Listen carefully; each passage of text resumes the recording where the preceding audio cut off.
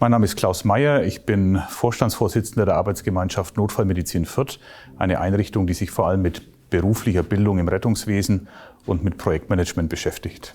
Wir haben ein Projekt mit 2 Projektschwerpunkten. Zum einen Stärkung der Fähigkeit zur ersten Hilfe der ukrainischen Bevölkerung durch die Ausbildung von Multiplikatoren in Erster Hilfe.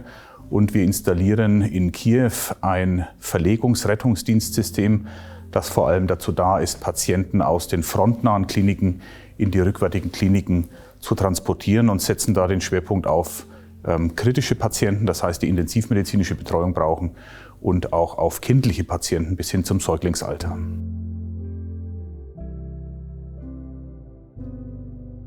Wir merken, dass vor allem Fachkräfte fehlen, die in den medizinischen Einrichtungen tätig werden können. Es fehlt an Ressourcen. Medizinisches Know-how ist dort vorhanden. Gerade im Bereich der orthopädischen Chirurgie haben die ukrainischen Kolleginnen und Kollegen vielleicht sogar mehr Erfahrung als wir in Deutschland. Aber Standardisierung einzuführen in einer kriegerischen Situation ist wichtig, Qualitätsstandards hochzuhalten, eben auch wissenschaftliche Erkenntnisse ins Land zu bringen. Das sind sicherlich Herausforderungen, die im Moment wichtig sind.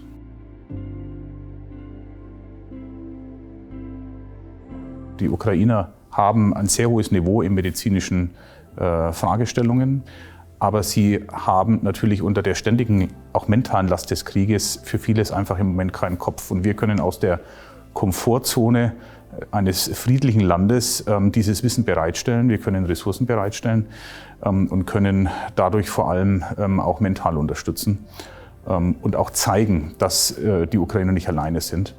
Und das ist eine der größten Projektwirkungen, die ich für mich persönlich feststelle. Wir erzeugen damit so eine tiefgehende deutsch-ukrainische Freundschaft. Das kann man im Moment nur erahnen.